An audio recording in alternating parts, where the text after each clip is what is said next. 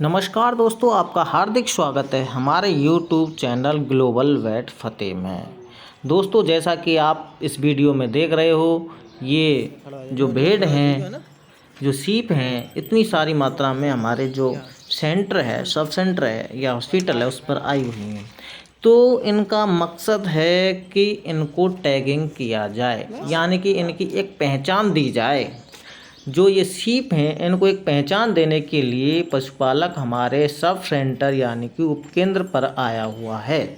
तो हम इनको टैगिंग कर रहे हैं। प्रत्येक जो भेड़ है, जो इनका मेल है, फीमेल है, सबको हम टैगिंग कर रहे हैं। उनकी ब्रीड लिख रहे हैं, उनका कलर लिख रहे हैं, उनकी उम्र लिख रहे हैं और कितनी बार ब्याई हुई है उसको भी हम लिख रहे हैं। उसके बाद हम इसको आइडेंटिफाई कर रहे हैं। जैसे कि व्यक्ति का आधार कार्ड बनता है, उसी प्रकार से इन पशुओं का भी आधार कार्ड बनता है। ये एक आधार कार्ड ही है। इसका 12 नंबर का डिजिट होता है, जिसको हम इनाम पर एंट्री करते हैं और उसकी सारी डिटेल्स उसमें हम फिलिप करते हैं। हम सारी डिटेल हम फिलिप करते हैं तो इसका जो टैग है, उसमें हम पशु की डिटेल के साथ साथ उसका जो मालिक है, पशु मालिक है, उसकी भी सारी डिटेल फिलिप करते हैं। जैसे कि पशुपालक का आधार नंबर, उसका मोबाइल नंबर, उसका रेजिडेंस एरिया, उसका गांव का जो भी पता होता है, वो कौन सी कास्ट का है, किस प्रकार का काश्तकार है, यानी कि बहुत अच्छा काश्तकार है, गरीब काश्तकार है, मिडिल है, जो भी है, कई तरीके के काश्तकार होते हैं। उसी प्रकार से हम, जैसे कि मैं उदाहरण के लिए आपको बता सकता हूं कि उस पर लैंड है या नहीं है, यानी कि बिना ज़मीन वाला है, मार्जिनल है, कुछ मात्रा में जैसे ज़मीन है, स्मॉल है, यानी कि कम मात्रा में उसके पास ज़मीन है, अदर है यानी कि कुछ और ज़्यादा है, तो उस हिसाब से भी हो सकता है। तो उसमें हम सारी जानकारी डिटेल फिलिप करते हैं और एनिमल की जो ब्रीड होती है उसको भी हम फिलिप करते हैं। दोस्तों, जैसा कि आप देख रहे हो कि हम जो ये टैगिंग मशीन है, इसके सहारे से ये जो टैग है, ये ही आइडेंटिफाई करता है कि ये किसका पशु है और ये बिल्कुल ऑनलाइन ही बोलता है।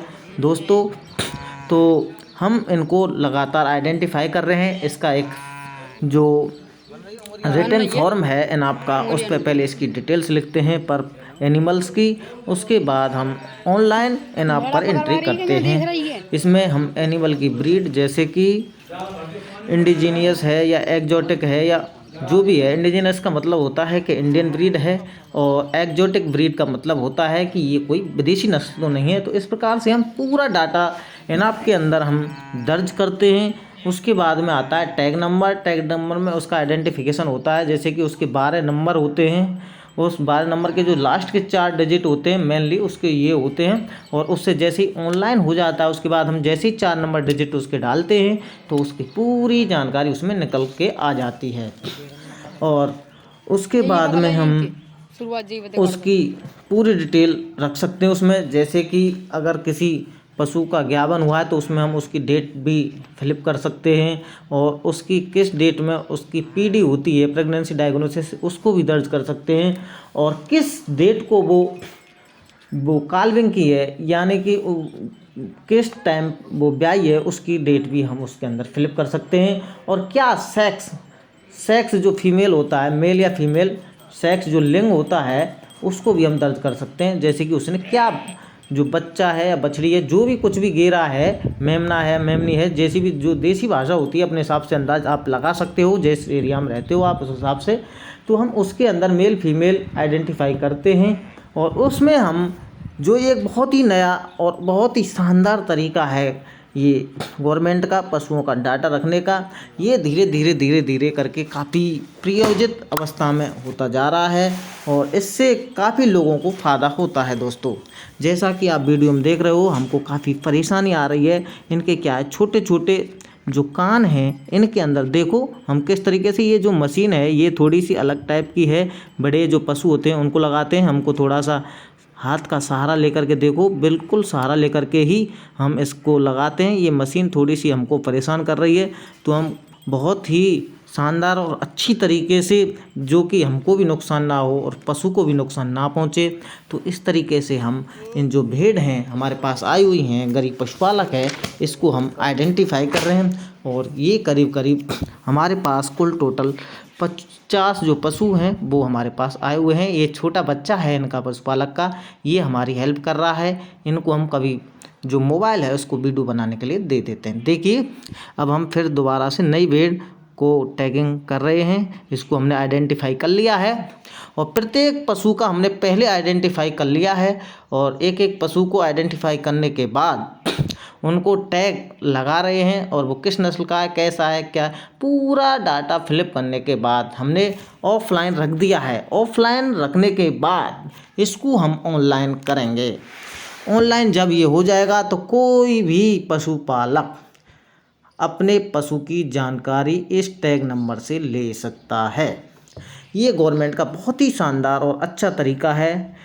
एक तरीके से हम कह सकते हैं कि ये आने वाले टाइम की पशु गणना में बहुत ही महत्वपूर्ण जो योगदान है उसको निभाने का काम करेगा। ये जो बच्चा है बहुत खुश हो रहा है, ये हमारी हेल्प कर रहा है, एक एक टैग निकाल के हमको दे रहे हैं। और हम देखिए भेड़ों को, कुछ भेड़ों को हमने लगा दिया है, कुछ मेमनों को हमने लगा दिया है। और धीरे धीरे करके हम काफ़ी मेहनत के बाद सभी जो भेड़ हैं, बकरी हैं, उनको हम लगा रहे हैं।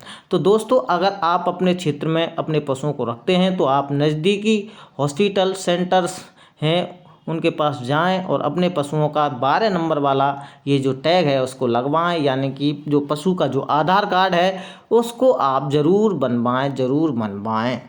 इसमें क्या है कि सारी जानकारी, जैसे कि मैं वीडियो में बता चुका हूँ कि सारी जानकारी इसके अंदर इन्वॉल्व होती है, सारी चीज़ और पूरा डाटा होता है। जैसे ही हम खोलते हैं पशुपालक की जानकारी, पशु की जानकारी, कितने बार ब्याया हुआ है, कितने बार ये हमने ज्ञापन कराया है, पूरी डाटा हम इसको धीरे धीरे करके इस पर हम डालते रहते हैं बाय टैग नंबर। तो इस तरीके से और इसके और भी कई फ़ायदे हैं। जैसे कि आप बैंक से लोन लेना चाहो तो जब वो आइडेंटिफाई करने के लिए बोलेगा तो ये ही टैग आपके पशु को काम आने वाला है। यानी कि जब कोई भी बैंक आपको लोन देगा तो उससे पहले आप अपने पशुओं को किसी डॉक्टर के पास वेरीफाई कराने के लिए जाएंगे तो वो टैग लगाने की बोलेगा। जब आपके पशु को टैग लगे हुए हैं तो आप उसकी जानकारी उस फॉर्म के अंदर फिलअप करने के बाद डॉक्टर पर वेरीफाई कराने के बाद बैंक को दे सकते हो। उसके बाद बैंक आपको आसानी के साथ जो भी प्रोसेस है उसके हिसाब से लोन दे सकता है। तो ये काफ़ी महत्वपूर्ण काम है पशुपालन के अंदर। जैसा कि आप देख रहे हो कि जो पशु है उसको हम लगातार टैग लगा रहे हैं, एक एक करके लगा रहे हैं। और ये जो भेड़ हैं बहुत शांत तरीके से बैठी हुई हैं। ये करीब हमारे पास 2 घंटे हो गए इनका जो पहले तो रिटर्न वर्क है वो किया, उसके बाद में हम इसको लगा रहे हैं। तो जैसा कि दोस्तों आप समझ चुके हो कि उससे पशु का तो आइडेंटिफाई होता ही है, पशुपालक भी आइडेंटिफाई होता है। यानी कि अगर किसी के पशु की चोरी हो गई और उसको वो टैग लगा हुआ है और उसका ऑनलाइन रजिस्ट्रेशन हो चुका है और ऑनलाइन रजिस्ट्रेशन में जिस पशुपालक की जानकारी आती है तो वो पशु उसका कहलाएगा। यानी कि ये टैग एक तरीके से बहुत ही महत्वपूर्ण स्थान रखता है पशुपालन के अंदर। तो सभी दोस्तों से मेरी गुजारिश है, जो भी पशुपालक गाय, भैंस, भेड़, बकरी, ऊँट जो भी कुछ भी रखते हो, सबसे पहले आप अपने पशुओं को इस टैग के द्वारा आइडेंटिफाई कराएं।